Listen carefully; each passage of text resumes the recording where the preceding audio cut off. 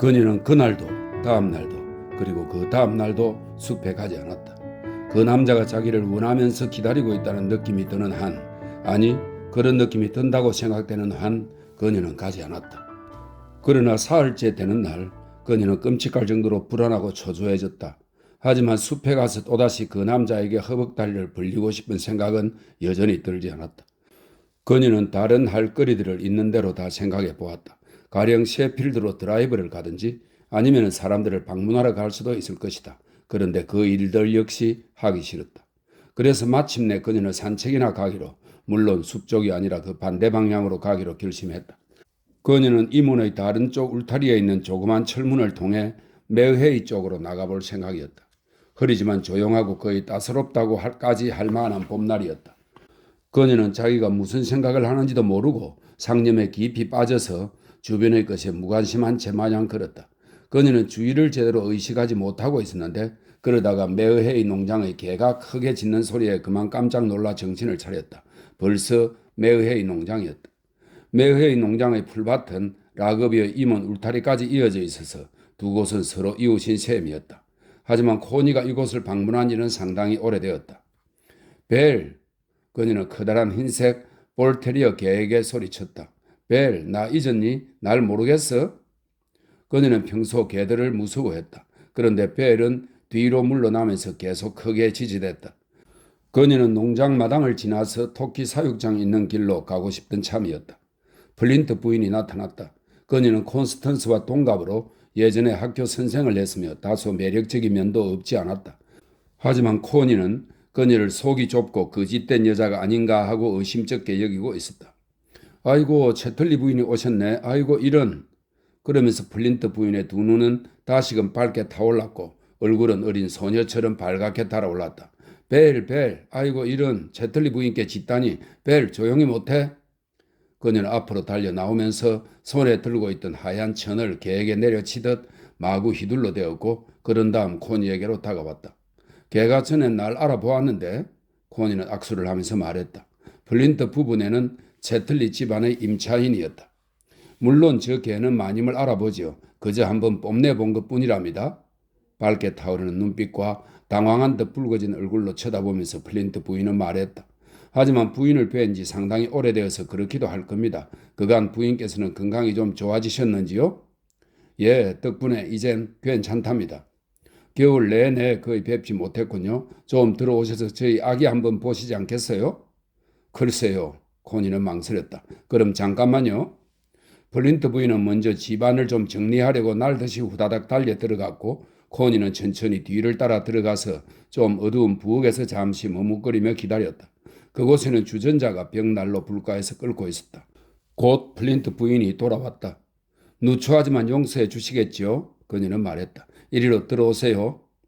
두 사람은 거실로 들어갔다. 아기가 벽난로 앞의 낡고 허름한 깔개 위에 앉아 있었고 탁자 위에는 차가 대충 차려져 있었다. 나이 어린 하녀 하나가 수줍고 어색해하며 복도로 뒷걸음치듯 물러나는 모습이 보였다. 아기는 첫 돌쯤 지난 듯한데 똘똘하니 귀여운 얼굴에 아빠처럼 머리색이 붉었으며 당돌하게 쳐다보는 두 눈은 연한 파란색이었다. 계집아이였는데 낯선 사람을 무서워하지 않았다. 방석을 몇 개 깔아놓은 사이에 앉은 아기는 요즘의 과잉 풍조를 반영하듯 낡고 허름한 인형들과 다른 여러 장난감들로 잔뜩 둘러싸여 있었다. 어머, 참 귀엽기도 해라. 코니가 말했다. 그리고 어쩜 이렇게 컸지요? 아가씨가 다 되었네, 아가씨가. 코니는 이 아이가 태어났을 때 아기용 쇼를 선물로 주었고 크리스마스 때에는 셀룰로이드로 만든 장난감 오리 한 상을 선물했었다. 자, 조세핀, 누가 널 보러 오셨는지 보렴. 이분이 누구시지, 조세핀? 바로 채틀리 부인이시란다. 채틀리 부인 생각나지, 아가야? 그 묘하니 건방지고 깜찍한 아기는 당돌하게 코니를 빤히 쳐다보았다. 남작 부인이 하는 것은 아직 이 아이에겐 아무것도 아니었다. 자, 아가야, 나한테 한번 와볼래? 코니가 아기에게 말했다. 아기는 어떻게 해도 반응을 보이지 않았다. 그래서 코니는 직접 아기를 안아 올려 무릎에 앉혔다.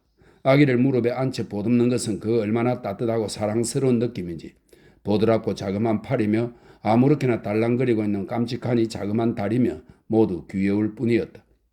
막 혼자서 차를 대충 차려 마시려던 참이었답니다. 남편 루크는 시장에 가고 없으니까 아무 때나 마시고 싶을 때 마시는 거죠. 같이 차를 한잔 하시겠는지요? 채틀리 부인? 댁에서 늘 드시던 것은 아니겠지만 괜찮으시다면. 집에서 늘 들던 차가 아닐 거네 하는 말은 듣기 싫었지만 코니는 같이 들겠다고 했다. 탁자를 다시 차려 준비한다고 한바탕 법석이 일어났고 제일 좋은 찻잔과 제일 좋은 차 주전자가 꺼내져 놓였다.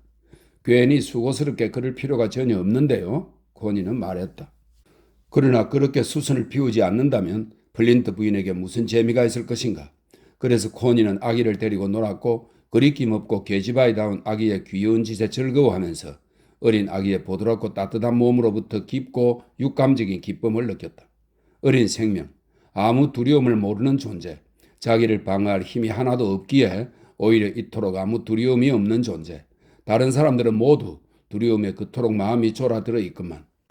차가 나와 마셨는데 약간 진했다. 버터를 바른 아주 맛 좋은 빵과 병조림 자두도 대접받았다. 플린트 부인은 마치 코니가 무슨 멋쟁이 기사라도 되는 듯 홍조를 띠고 밝게 달아오른 얼굴에 흥분된 표정을 지으며 자랑스러워했다.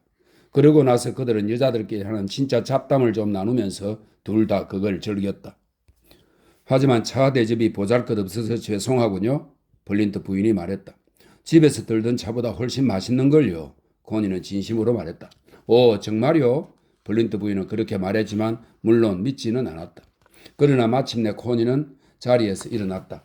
이만 가봐야겠어요. 그녀는 말했다. 남편은 내가 어디에 있는지 전혀 모르고 있거든요. 그는 온갖 생각을 하며 걱정하고 있을 거예요. 부인께서 여기 와 계시다는 건 정말 결코 생각하지 못하실 거예요. 플린트 부인은 흥분된 얼굴로 웃으면서 말했다. 사람을 시켜 외치며 찾게 하실지도 모르겠군요. 안녕 조세핀. 고니는 아기에게 입을 맞추고 숱이 아직 많지 않은 빨간 머릿결을 귀여운 듯 한번 썰어 흔들어 보면서 말했다. 플린트 부인은 빗장을 질러 잠가놓은 앞문을 열어주겠다고 고집했다. 코니는 농장의 자그마한 앞들로 나왔다. 쥐똥나무 울타리로 둘러싸인 뜰이었는데 길 옆으로 노란 앵초가 우단을 펼쳐놓은 것처럼 아주 부드럽고 풍성하게 두 줄로 피어 있었다. 노란 앵초 꽃들이 아름답군요. 코니가 말했다. 마구잡이 꽃이지요. 제 남편 루크는 이 꽃들을 그렇게 부른답니다. 플린트 부인은 웃으며 말했다. 몇 송이 가져가세요. 그러더니 그녀는 우단처럼 부드러운 연노랑 앵초꽃을 열심히 꺾기 시작했다. 그만요. 됐어요. 코니는 말했다. 그들은 뜰의 자그마한 출입문이 있는 데까지 왔다. 아까 어느 쪽으로 가시던 참이었지요? 플린트 부인이 물었다. 토끼 사육장 옆길 쪽으로요. 그러시다면 그렇지. 저 소들은 농장 우란에 들어와 있어요. 아직 우리에 가둬두진 않았지만요. 하지만 출입문이 잠겨 있어서 넘어가셔야 할 거예요. 넘어갈 수 있을 거예요. 코니는 말했다. 농장 우란까지는 제가 모시고 갈 수 있을 것 같군요. 그들은 토끼에게 뜯어먹힌 초라한 목초지를 따라 내려갔다. 새들은 숲속에서 어딘지 성리감에 찬 저녁 흥취를 힘차게 지저귀며 노래하고 있었다. 한 남자가 마지막 남은 젖소들을 불러 모으고 있었는데 밟고 다녀서 풀이 별로 없는 목초지 위를 젖소들이 꾸물거리며 천천히 걸어오고 있었다. 일꾼들이 오늘 저녁 젖짜는 일에 넉장을 부리는군요. 플린트 부인이 좀 모질게 말했다. 루크가 어두워진 다음에야 돌아올 거라는 걸 알고 있거든요. 두 사람은 울타리 있는 곳까지 왔다. 울타리 너머로는 어린 전나무 숲이 빽빽하게 들어서 있었다. 자그마한 출입문이 있었지만 잠겨 있었다. 문 안쪽의 풀밭에 빈 병 하나가 서 있었다. 사냥터지기의 빈 우유병이랍니다. 플린트 부인이 설명했다. 우리가 그 사람을 위해 여기까지 우유를 갖다 주지요. 그러면 그가 와서 가져간답니다. 언제 와서 가져가는데요? 코니는 물었다. 아무 때나 이 근처로 오게 될 때 가져가는데 대개 아침에 온답니다. 그럼 안녕히 가십시오, 채틀리 부인. 그리고 또 들러주세요. 이렇게 뵙게 되어서 정말 즐겁답니다. 코니는 울타리를 넘어 빽빽하게 들어선 어린 전나무들 사이에 좁은 오솔길로 접어들었다. 플린트 부인은 오르막 언덕의 목초지를 가로질러 달려서 되돌아갔다. 햇빛 가리는 모자를 쓴 채였는데 학교 선생 티를 아무래도 버리지 못한 탓이었다. 콘스턴스는 새로 빽빽하게 나무가 들어선 이곳의 숲이 마음에 들지 않았다. 좀 으스스하고 숨이 막히는 듯 했다. 그녀는 고개를 숙인 채 플린턴의 아기를 생각하면서 서둘러 앞으로 나아갔다. 귀엽고 사랑스러운 아기였다. 하지만 아빠처럼 약간 다리가 활 모양으로 휘어져 벌어질 것 같았다. 벌써 걸을 기미가 보였다. 하지만 혹시 자라면서 바로 잡힐지도 모르는 일이다. 아기를 갖는다는 것은 참으로 얼마나 마음 따뜻하고 무언가 할 일을 다 한 듯이 뿌듯한 느낌일까. 플린트 부인은 아기를 얼마나 자랑해 보였던가. 어쨌든 그 여자에게는 코니가 갖지 못하고 또 가질 수 없을 것으로 보이는 그런 것이 있는 셈이었다. 그렇다. 플린트 부인은 자신의 모성을 자랑스럽게 과시해 보였던 것이다. 그리고 코니는 그저 아주 약간 질투가 났다. 그녀로서는 어찌할 수 없는 감정이었다. 그녀는 갑자기 깜짝 놀라 생각에서 깨어나면서 두려움에 찬 짤막한 비명을 질렀다. 사내 한 사람이 앞에 서 있었다. 그는 사냥터치기였다. 그는 길 가운데 발람의 나귀처럼 서서 그녀가 가는 길을 막고 있었다. 이 발람의 나귀는 그 성경에 등장하는 예언자인 발람의 나귀를 이야기하는 겁니다. 하나님의 사자를 보고 길에 꼼짝하지 않고 서 있었다는 내용이 있습니다. 발람의 나귀처럼 서서 그녀가 가는 길을 막고 있었다. 이게 웬일이요? 그가 놀란 얼굴로 물었다. 여기는 어떻게 왔지요? 코니가 숨이 찬 듯한 목소리로 말했다. 당신이야말로 어떻게 온 거요? 오두막에 갔었어? 아니요, 아니에요. 매회에 갔었어요. 그는 이상하다는 듯이 그녀를 살펴보았다. 그녀는 약간 죄의식을 느끼며 고개를 숙였다. 그럼 지금 오두막으로 가는 중이었어? 그는 다소 굳은 목소리로 물었다. 아니요, 그럴 수 없어요. 매회에서 오래 머물러 있었거든요. 내가 어디 있는지 지금 아무도 모르고 있어요. 늦었어요. 어서 빨리 가야 해요. 나를 따돌리든지 하고 말이요. 그는 비꼬는 듯한 미소를 살짝 지으면서 말했다. 아니요, 아니에요. 그건 아니에요. 그저. 아니면 뭐란 말이요? 그가 말했다. 그러더니 그녀에게로 다가와서 팔로 그녀를 껴안았다. 그녀는 그의 몸 앞쪽이 자신의 몸에 아주 가깝게 살아 움직이는 것을 느꼈다. 아, 지금은 안 돼요. 지금은 안 돼요. 그를 밀어내려 하면서 그녀는 외쳤다. 왜 안 된다는 거요? 아직 6시밖에 안 되었어. 반 시간은 여유가 있지 않소? 자, 난 지금 당신을 원하오. 그는 그녀를 꼭 껴안았고 그녀는 급하게 다그치는 그의 욕망을 느꼈다. 예전이라면 그녀는 본능적으로 그에게서 벗어나려고 싸웠을 것이다. 그러나 그녀 내부의 무언가가 이상해져서는 움직일 힘을 잃어버린 채 무겁게 축 처져 버렸다. 그의 몸이 그녀의 몸을 누르며 급하게 덤벼들었는데 그녀는 더 이상 싸울 기력이 없어지고 말았다. 그는 주변을 둘러보았다. 자, 이리 와요. 이리로. 이쪽으로. 그는 빽빽하게 들어선 전나무들 사이를 뚫어질 듯 들여다보면서 말했다. 아직 어려서 채 반도 자라지 않은 전나무들이었다. 그는 다시 그녀를 돌아보았다. 그의 두 눈은 팽팽하게 긴장된 채 반짝였으며 거친 눈빛에는 사랑이 담겨 있지 않았다. 그러나 그녀의 의지는 이미 그녀에게서 떠나고 없었다. 무언가 이상하게 무거운 것이 그녀의 팔다리를 꽉 누르고 있었다. 그녀는 허물어지고 있었고 단념하고 있었다. 그는 그녀를 이끌고 삐죽삐죽한 나무들이 벽처럼 늘어서서 통과하기 쉽지 않은 사이를 뚫고 들어가 죽은 나무가지들이 쌓여있고 조그만 빈자리가 있는 곳으로 갔다. 그는 마른 나뭇가지 한두 개를 땅에 던져놓고는 우독과 조끼를 그 위에 걸쳐놓았다. 그녀는 그 위에 머리 위로 나뭇가지를 올려다보며 동물처럼 누워야 했고 그동안 그는 셔츠와 바지 차림으로 그 자리에 선 채 홀린 듯한 시선으로 그녀를 바라보며 기다렸다. 그러나 그는 여전히 조심스러웠다. 그는 그녀가 제대로 자리를 잘 잡고 눕도록 했다. 하지만 그는 그녀의 속옷 띠를 끊어먹었다. 그녀가 도와주지 않고 그저 꼼짝 않은 채 가만히 누워만 있었기 때문이다. 그도 옷을 풀어 젖혀 몸의 앞부분을 드러내었고 곧 이어 그의 맨살이 자신의 살에 닿으면서 그가 몸 안으로 들어오는 것을 그녀는 느꼈다. 그녀의 몸 안에서 그는 한순간 탱탱하게 부푼 채 떨면서 그대로 가만히 있었다. 그러더니 그는 갑자기 어쩔 수 없는 오르가즘에 사로잡히면서 움직이기 시작했고 그러자 그녀의 몸 안에는 문득 새롭고 이상야릇한 전율이 눈뜨면서 일어나 물결치기 시작했다. 마치 부드러운 깃털처럼 부드러운 불꽃이 포개지며 피어나 너울거리듯이 그 물결은 하염없이 일어나 퍼지며 더할 나위 없이 아름답고 정묘한 눈부심의 순간들로 치달아 오르더니 완전히 흘러내릴 정도로 그녀를 녹여버렸다. 그것은 무수한 종소리가 물결치며 하늘로 높이 높이 퍼져 올라가 절정의 순간에 이르는 것과도 같았다. 가만히 누운 채 의식하지는 못했지만 그녀는 마지막 순간에 나직하면서도 격정적인 비명을 연달아 부르짖었다. 그러나 그것은 너무 빨리, 정말 너무 빨리 끝나버렸다. 그런데 그녀는 이제 혼자 움직여서 억지로 자신의 절정을 끌어내는 것을 더 이상 할 수 없었다. 이건 달랐다. 정말 달랐다. 그녀는 아무것도 할 수가 없었다. 자신의 만족을 얻기 위해 그를 단단히 붙잡고 늘어지는 것을 그녀는 더 이상 할 수가 없었다. 그녀는 오직 기다리고만 있을 뿐이었다. 그리고 그가 점점 움츠러들고 줄어드는 것을 느끼다가 마침내 그녀에게서 미끄러지듯 빠져나가 사라져버리는 그 끔찍한 순간에 이르렀을 때 그저 마음속으로 신음할 뿐이었다.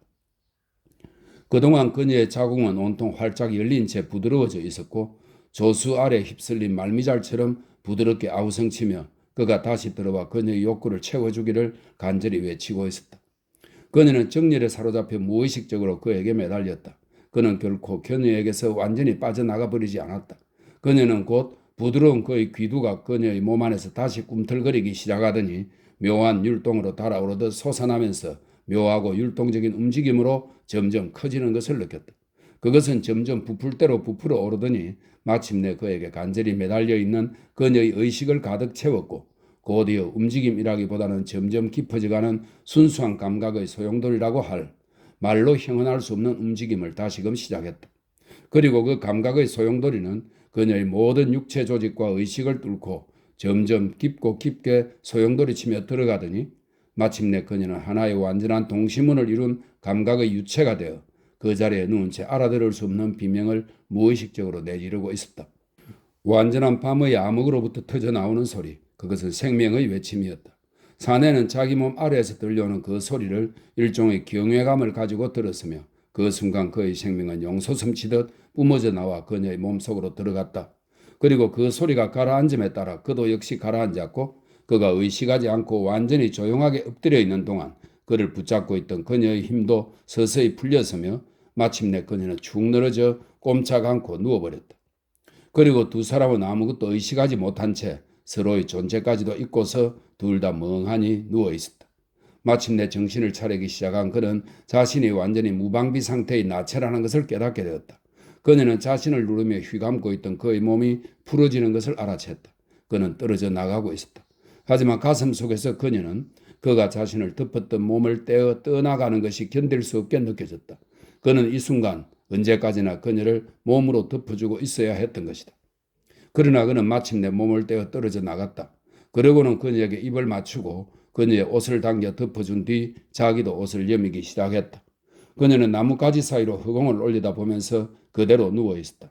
아직 움직일 수가 없었다. 그는 일어나서 바지를 올리고 꼭 여며 입으며 주위를 살펴보았다. 온통 나무들로 빽빽하게 조용했으며 그의 개만이 겁먹은 듯 앞발을 코에 댄 채 엎드려 있을 뿐이었다. 그는 다시 죽은 나무가지 더미 위에 걸터 앉더니 말없이 코니의 손을 잡아쥐었다. 그녀는 고개를 돌려 그를 쳐다보았다. 우린 아까 함께 절정에 올랐어. 그가 말했다. 그녀는 대답하지 않았다. 그렇게 될 때는 정말 좋은 거요. 평생 동안 살면서 한 번도 그걸 경험하지 못하는 사람들이 많다오.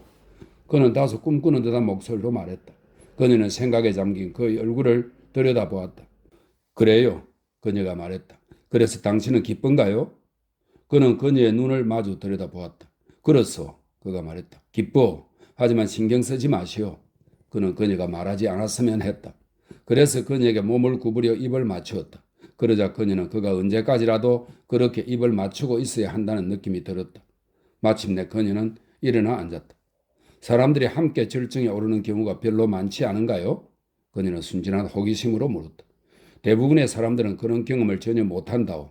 그들의 맨송맨송한 얼굴을 보며 알 수 있는 사실이요. 그는 무심코 말을 하면서 이야기를 시작한 것을 후회했다. 다른 여자하고도 그렇게 같이 절정에 오른 적이 있어요? 그는 재미있다는 얼굴로 그녀를 바라보았다. 글쎄 모르겠소. 그가 대답했다. 잘 모르겠소. 그가 자신에게 말하고 싶지 않은 것은 어떤 것도 말하지 않으리라는 것을 그녀는 알아차렸다. 그녀는 그의 얼굴을 주의 깊게 바라보았다. 그를 향한 열정이 아랫배에서 꿈틀거렸다. 그녀는 온 힘을 다해 그 열정에 저항했다. 그에 응했다가는 바로 자신에게 지고 마는 것이기 때문이었다. 그는 조끼와 겉옷을 입었다. 그리고 나무들 사이로 헤치고 다시 길 쪽으로 나아갔다. 마지막 저녁 햇살이 수평으로 숲을 비추고 있었다. 난 함께 가지 않겠소. 그가 말했다. 그러는 게 좋을 것 같소. 그녀는 무언가 아쉬운 듯 그를 한번 쳐다보고는 돌아섰다. 그의 개는 그가 어서 가기를 아주 간절히 기다리고 있었다.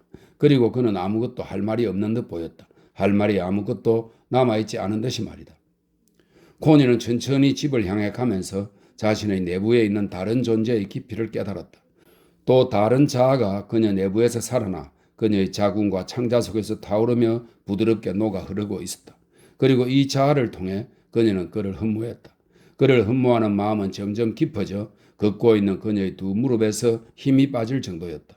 자궁과 창자 속에서 그녀는 이제 새로 살아나 부드럽게 흐르면서 다치기 쉬운 여린 존재가 되었고 세상에서 가장 순진한 여자로서 그를 흠모하는 마음에 꼼짝없이 사로잡혀 있었다.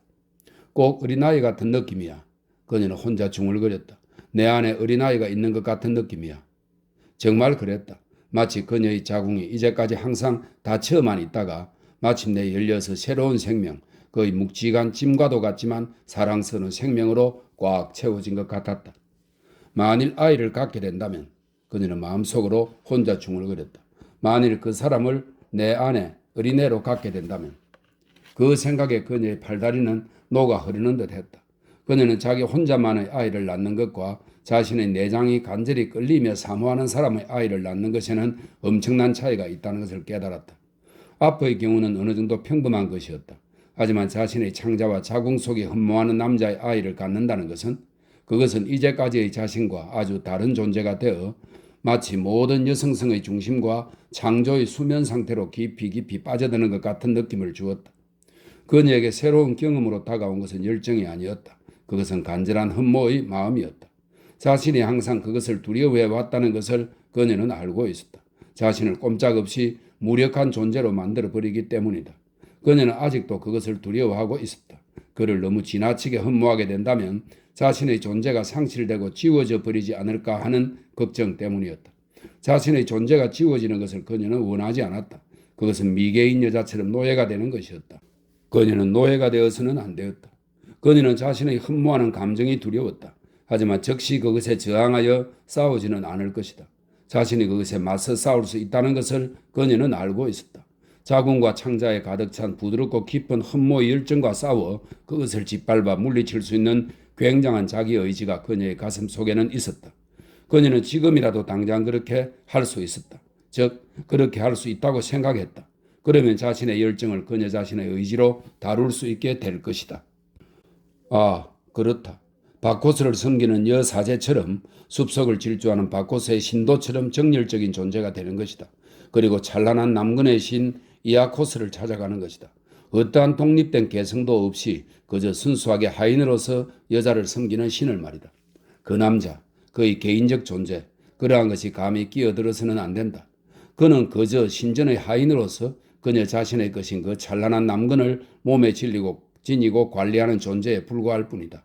그렇게 흘러드는 새로운 각성의 물결 속에서 오래되고 견고한 그 정열의 불꽃이 얼마 동안 그녀의 내면에서 불타올랐으며 그 남자의 존재는 작아져서 하나의 경멸스러운 대상이, 즉 단순한 남근 소지자로서 그가 섬기는 직분을 수행하고 나면 갈기갈기 찢겨지고 말 존재가 되었다.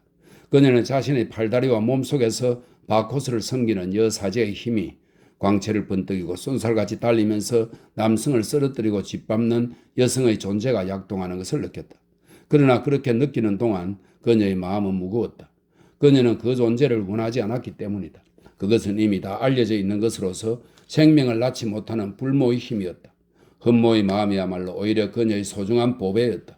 그것은 정말 깊이를 잴 수 없고 정말 부드럽고 정말 깊이 깊고 정말 아무에게도 알려지지 않은 것이었다.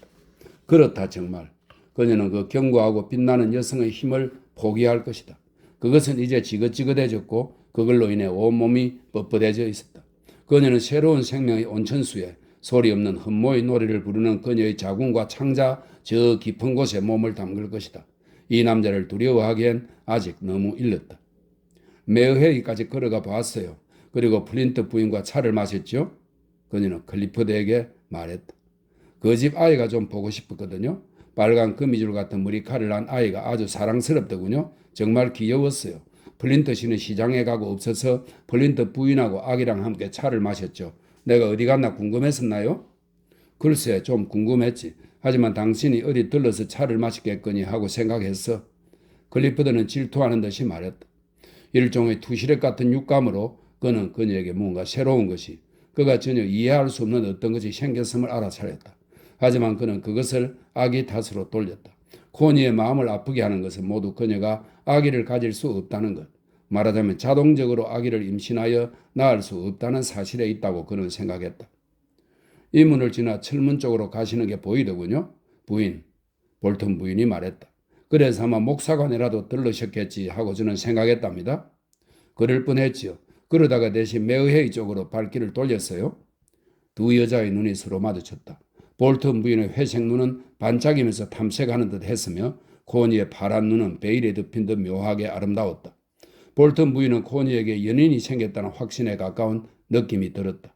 하지만 어떻게 해서 연인이 생겼을까? 상대는 대체 누구일까? 어디서 사내가 나타났을까? 네, 그렇게 가끔씩 외출하셔서 사람도 만나고 하시면 부인께 아주 좋을 거예요. 볼턴 부인은 말했다. 부인께서 좀 더 자주 외출을 하셔서 사람들하고 어울리면 부인께 굉장히 좋을 거라고 마침 클리프드 경께도 말씀드리던 참이었답니다. 그래요. 나도 나갔다 와서 기분이 좋아요.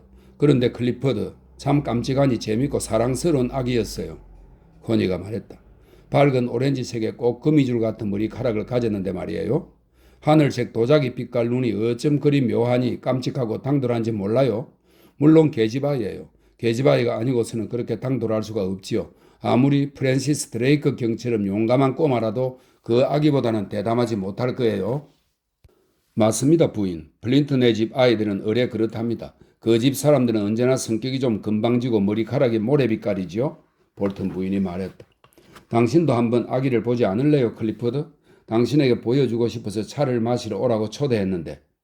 누굴 초대했다고? 그는 굉장히 불편해진 얼굴로 코니를 쳐다보면서 물었다. 플린턴 부인하고 아기 말이에요. 다음 월요일이에요. 위층 당신 방에서 차를 대접하면 되겠군. 그가 말했다. 어머, 당신은 아기가 보고 싶지 않아요? 그녀는 외쳤다. 아니, 아기는 볼 거야. 하지만 차 마시는 시간 내내 그들과 함께 있고 싶지는 않아. 아, 그래요? 코니는 외치면서 베일에 덮인 듯한 눈을 크게 뜨고 그를 바라보았다.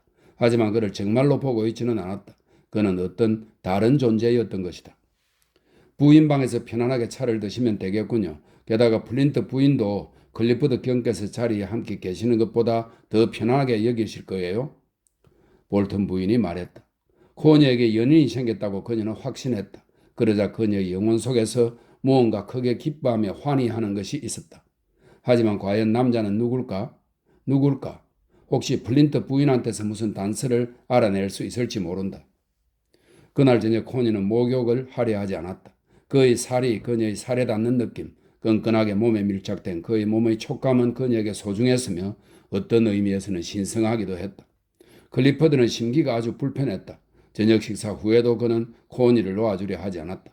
그녀는 혼자이고 싶은 마음이 참으로 간절했다. 그를 쳐다보긴 했지만 그녀는 이상하게도 고분고분했다. 카드 놀이를 할까? 아니면 뭐 책이라도 하나 읽어줄까? 아니면 뭐 다른 걸 할까? 그가 불안스러운 듯이 물었다. 책을 읽어줘요. 코니는 대답했다. 뭘 읽을까? 시, 산문, 아니면 희곡? 라신 작품을 읽어줘요. 이 라신은 프랑스의 신고전주의 극작가입니다. 라신 작품을 읽어줘요. 그녀는 말했다. 라신을 진짜 프랑스식으로 장중하게 읽는 것은 과거에 그가 곧잘 뽐내던 장기 중의 하나였다. 하지만 이제는 솜씨가 녹슬었고 또 약간 자의식적이기까지 했다. 그는 사실 라디오의 확성기에 귀를 기울이고 싶은 마음이 더 컸다. 그러나 코니는 바느질만 하고 있었는데 자신의 옷가지 하나에서 잘라낸 담황색 비단천으로 플린트 부인의 아기에게 줄 자그마한 실내용 아동복을 만들고 있었다. 집에 돌아온 뒤 저녁 식사 때를 기다리는 사이에 천을 잘라 놓았었다. 그러고는 이제 책 읽는 소리가 계속되는 동안 그녀는 자신에 대한 부드럽고 고요한 황홀감에 쌓인 채 바느질을 하며 앉아 있었다. 자신의 내부에서 그녀는 흥얼거리는 정열의 운율을 느낄 수 있었다. 그것은 마치 깊숙하게 울려 퍼지는 종소리의 여운과도 같았다. 클리프드가 그녀에게 라신에 대해 무언가를 이야기했다. 하지만 그녀는 그의 말이 다 끝난 뒤에야 겨우 알아들었다. 네, 맞아요. 그를 올려다보면서 그녀는 말했다. 그건 정말 훌륭하지요. 그는 다시금 그녀의 두 눈에 어린 그 깊고 그윽한 푸른 불꽃에 그리고 부드럽고 고요한 자태로 거기 앉아있는 그녀의 모습에 깜짝 놀랐다. 그녀가 그토록 완벽하게 부드럽고 고요하게 있었던 적은 한 번도 없었다.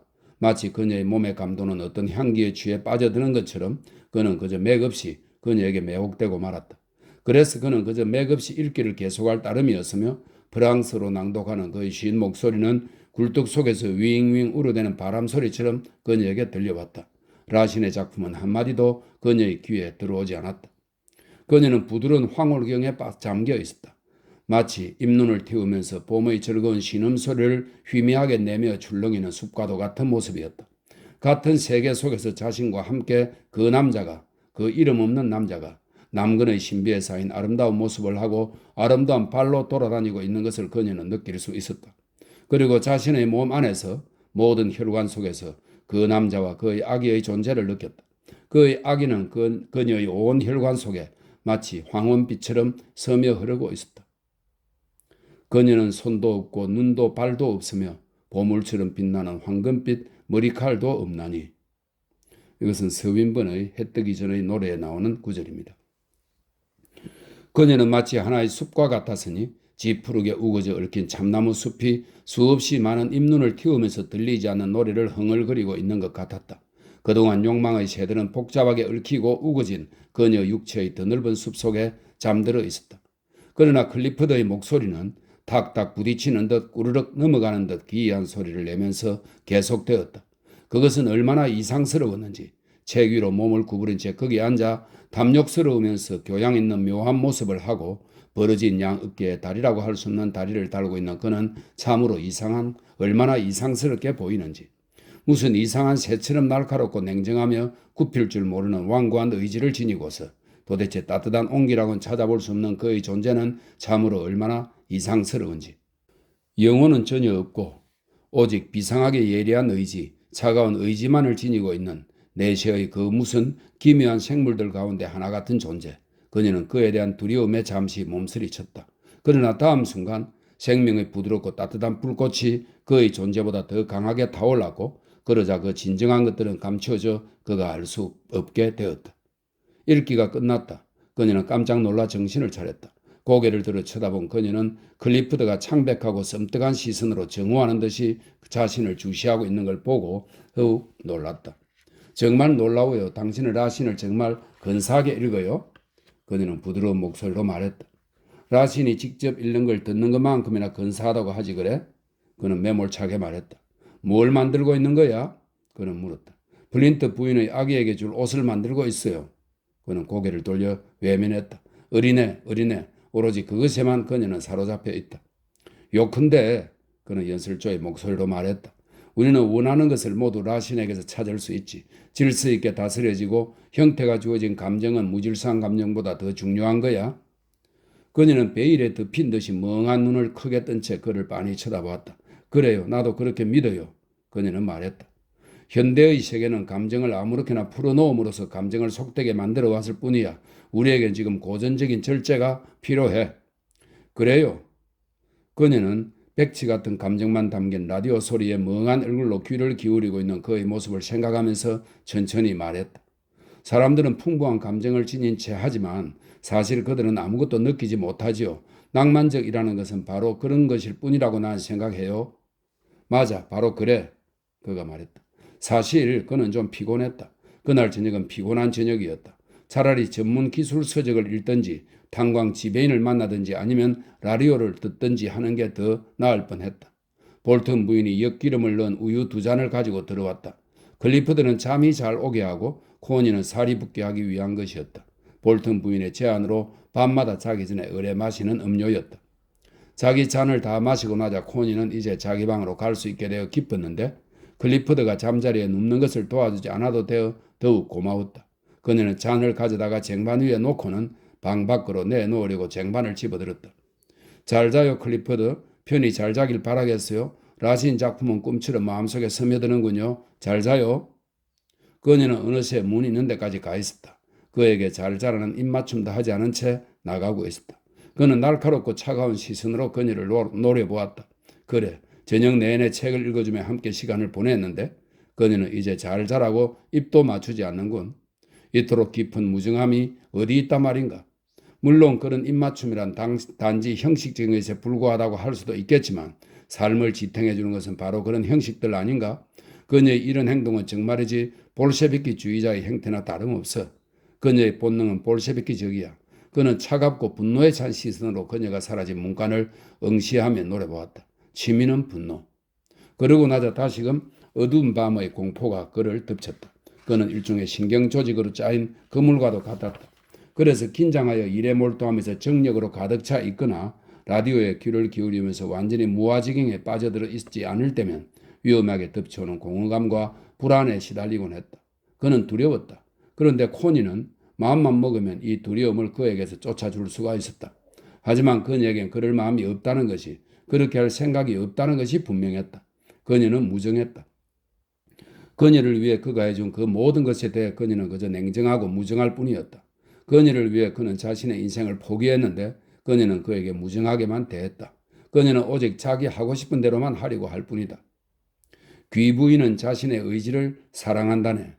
이건 영국의 전래 가요에 나오는 구절입니다. 귀부인은 자신의 의지를 사랑한다네. 이제 그녀의 온 마음을 사로잡고 있는 것은 악의 생각이었다. 그것도 바로 그의 악의가 아니라 그녀 자신만의, 전적으로 그녀 자신만의 악이라는 전제에서. 클리포드는 그의 상태를 생각할 때 아주 건강한 편이었다.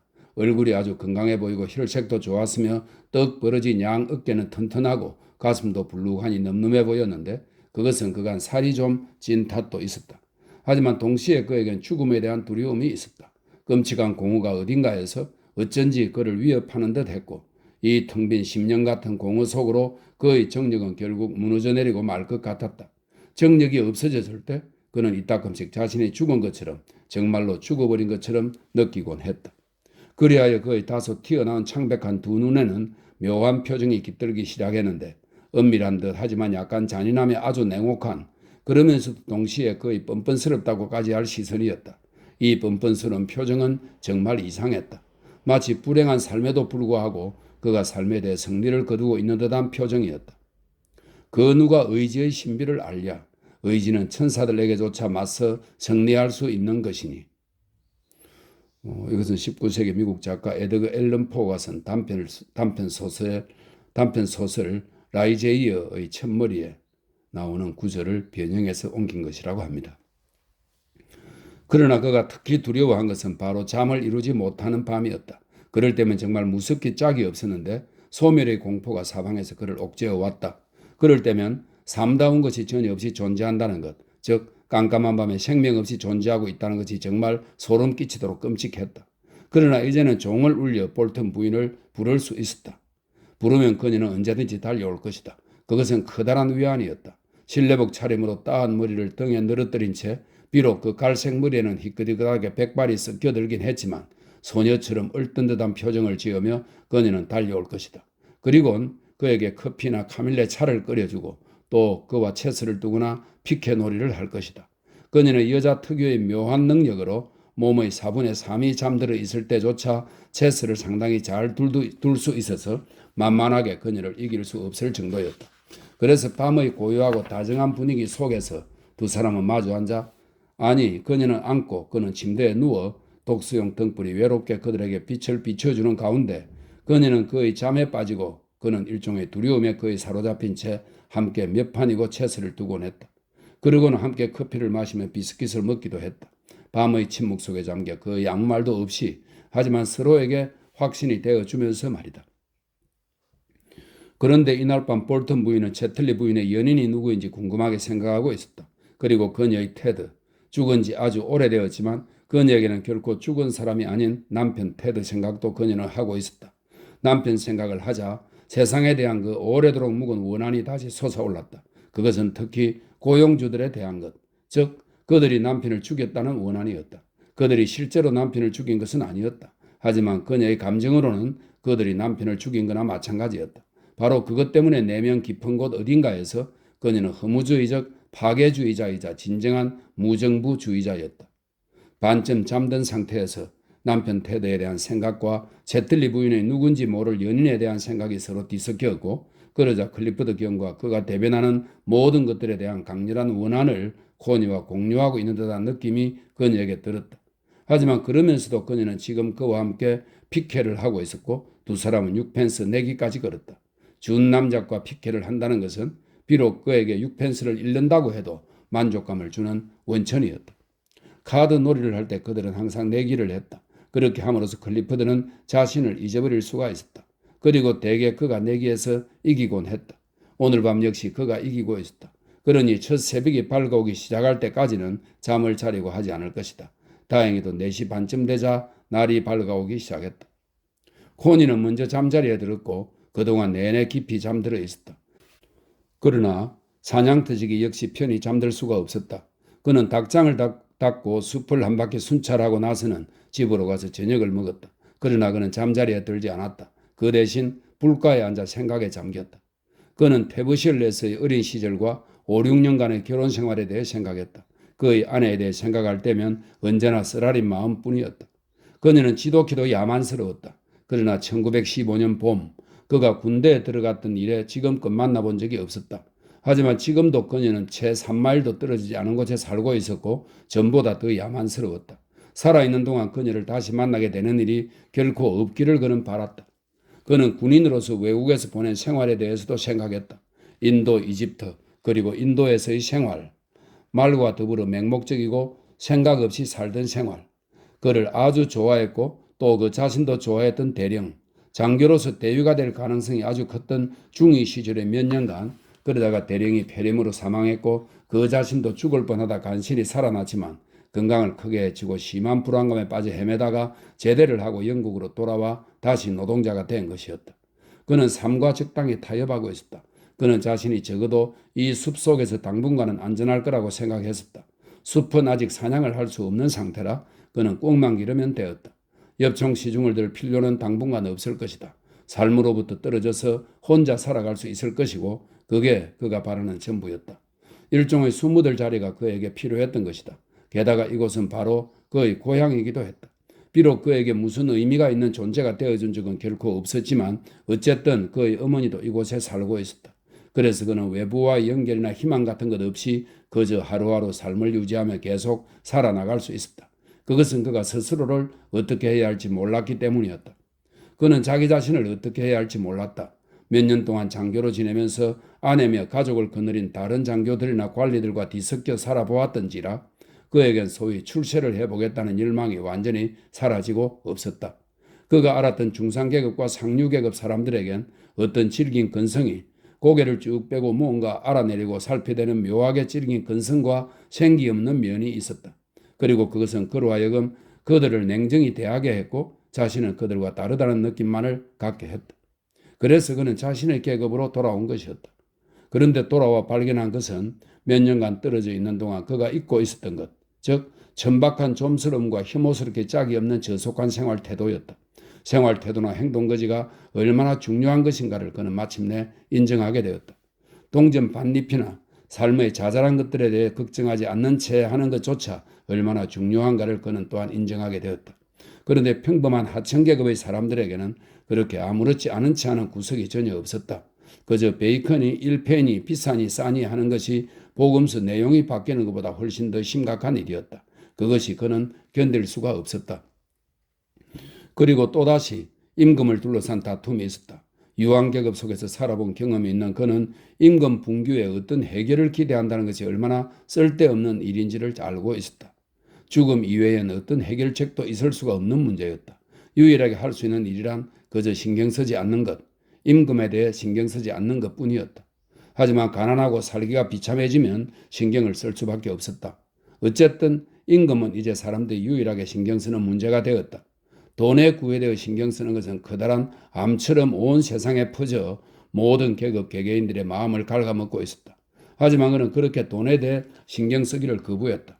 그렇다면 어떻게 되는 것인가? 돈에 대해 신경 쓰는 것 말고 인생이 우리에게 주는 것이 무엇이 있는가? 아무것도 없었다. 하지만 그는 혼자 있는 데서 오는 미약한 만족감 속에서 혼자 끙을 기르며 살아갈 수 있었다.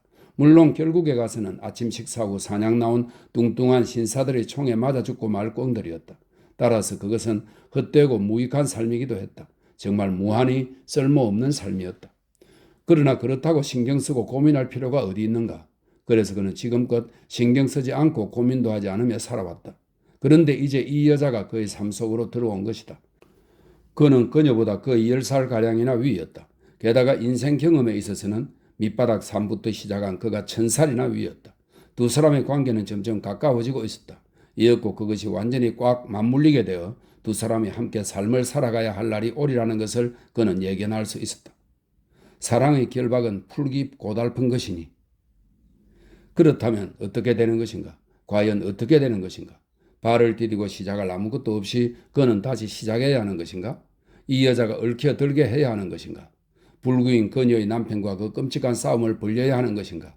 그리고 또 그를 증오하는 야만스러운 아내와도 어떻게 될지 모를 끔찍한 싸움을 벌려야 하는 것인가? 고통, 그 많은 고통을 어찌 감당할 것인가? 그는 더 이상 젊지 않았으며 낙천적이지도 않았다. 그는 또 태평스러운 성미도 아니었다. 온갖 쓰라리고 추한 일을 당할 때마다 그는 상처를 입을 것이다. 그리고 그 여자도. 그러나 설령 두 사람이 클리프드 경과 그의 아내에게서 벗어난다 하더라도, 정말 그렇게 벗어난다 하더라도 그 뒤에는 과연 어떻게 할 것인가? 그 자신은 과연 어떻게 할 것인가? 그의 삶을 과연 어떻게 꾸려나갈 것인가? 왜냐하면 그는 뭔가 일을 해야만 하기 때문이다. 그녀의 돈과 자신의 몇 푼 안 되는 연금에 의지해 사는 건달 식객이 될 수는 없는 일이었다. 풀기 어려운 문제였다. 그저 미국으로 가서 무언가 새로운 일을 시작해 볼까 하는 것 말고는 생각나는 게 없었다. 그는 미국의 달러를 전혀 신뢰하지 않았다.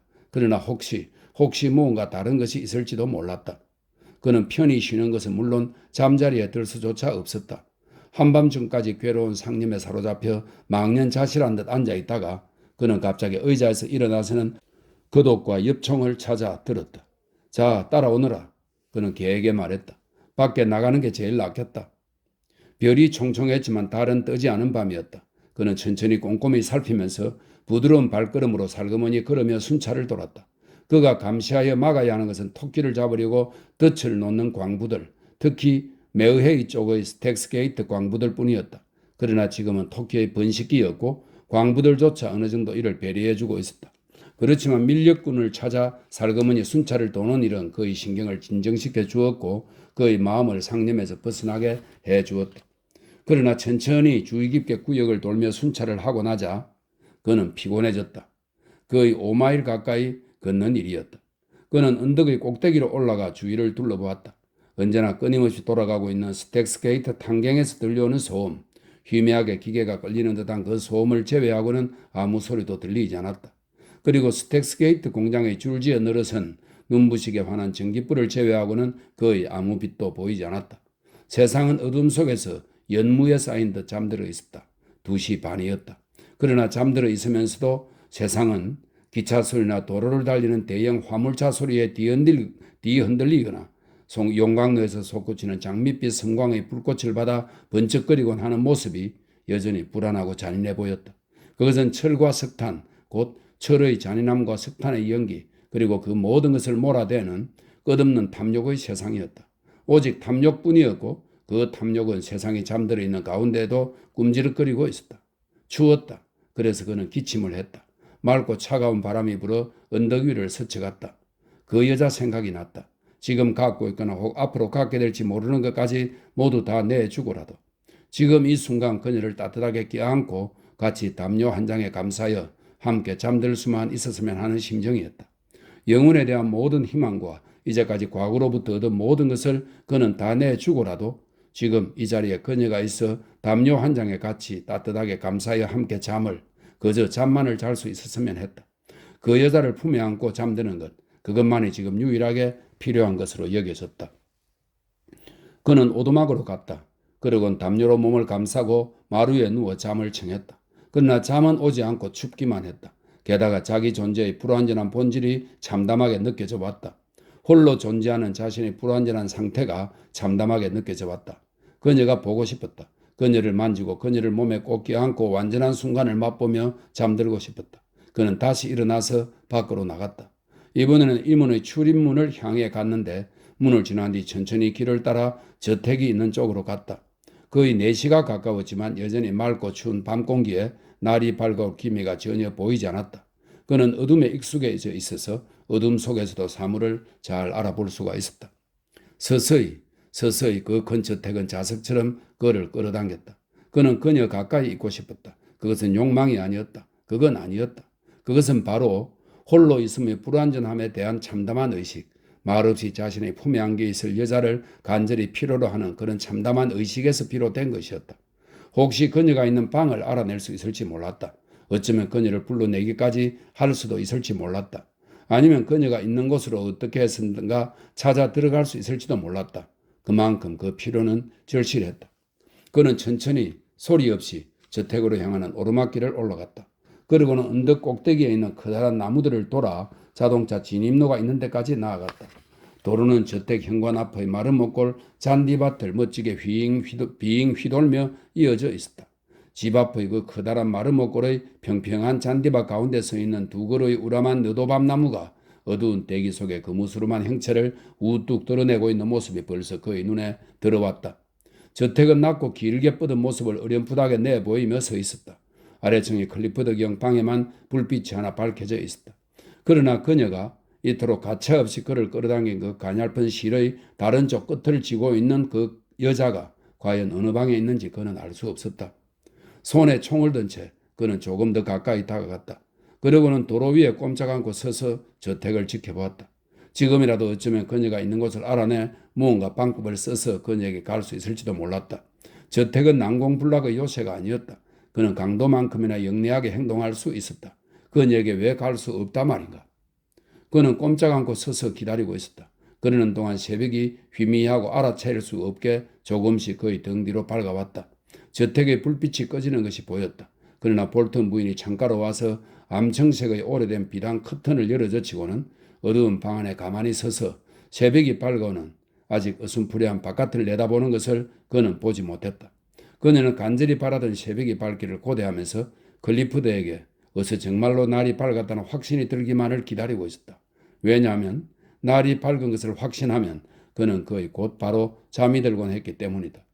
그녀는 졸음에 겨워 아무것도 보이지 않는 눈으로 창가에 서서 기다리고 있었다. 그런데 그렇게 서 있다가 그녀는 문득 깜짝 놀라 하마터면 비명이라도 지를 뻔했다. 저 바깥의 도로에 사람 하나가 어스름한 가운데 검은 형상을 한 채 서 있었기 때문이다. 그녀는 창백해지며 정신을 차리고는 가만히 지켜보았다. 그러나 소리를 내어 클리프드 경을 깨우지는 않았다. 밝은 새벽빛이 세상 속으로 바스락거리듯 퍼지기 시작했다. 그러자 그 검은 형체는 좀 작아지는 듯 하면서 점점 뚜렷하게 보이기 시작했다. 그녀는 총과 각반과 헐렁한 우도등을 알아볼 수 있었다. 사냥터지기 올리브 멜로즈 같았다. 그렇다. 왜냐하면 그림자처럼 냄새를 맡고 어슬렁거리면서 그를 기다리는 개가 곁에 있었던 것이다. 그런데 저 남자는 무엇 때문에 저기 와 있는 것일까? 집안의 사람들을 깨우리는 것일까? 저 남자는 왜 저렇게 저기 못 박힌 듯이 꼼짝 않고 서서는 이 집을 올려다보고 있는 것일까? 마치 암캐가 있는 집 밖에 서 있는 상사병에 걸린 숙회처럼 말이다. 세상에 문득 깨달음이 볼턴 부인의 뇌리에 총알처럼 날아와 박혔다. 채틀리 부인의 연인은 바로 저 남자인 거야. 그래, 저 남자야, 저 남자. 아니, 이럴 수가. 아이비 볼턴, 그녀 자신도 한때 조금이나마 그를 사랑한 적이 있지 않았던가. 그가 16살의 젊은이였고 그녀가 26살의 여인이었을 때이다. 그때 그녀는 간호사 공부를 하고 있었는데 해부학이며 그녀가 배워야 했던 여러 가지 것들을 그가 아주 많이 도와주었던 것이다. 그는 총명한 소년이었고 셰필드 문법학교의 장학생이었으며 프랑스와 그 밖의 여러 가지 것들을 배워 알고 있었다. 그러더니 결국 그는 말편자를 만드는 대장간 반장이 되고 말았다. 그는 말이 좋아서라고 말했지만 사실은 세상에 나가 맞서 싸우기를 두려워했기 때문이었다. 다만 그는 그걸 결코 인정하지 않았을 따름이었다. 그러나 그는 정말 훌륭한 젊은이였으며 그녀를 많이 도와주었고 문제를 명료하게 이해시키는 솜씨가 아주 뛰어났었다. 그는 클리프드 경만큼 똑똑한 사람이었다. 그리고 항상 여자들에게 호감을 사는 사내였다.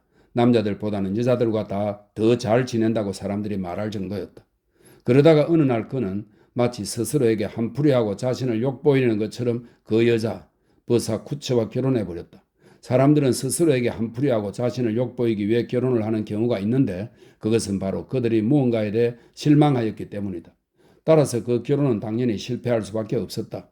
전쟁이 계속되는 동안 내내 몇 년간 그는 사라져 보이지 않았다. 그러다가 중위가 되었고 그 밖에도 여러 가지로 일이 잘 풀렸다고 했는데 말하자면 바로 영락없는 신사가 정말 완전한 신사가 된 것이었다.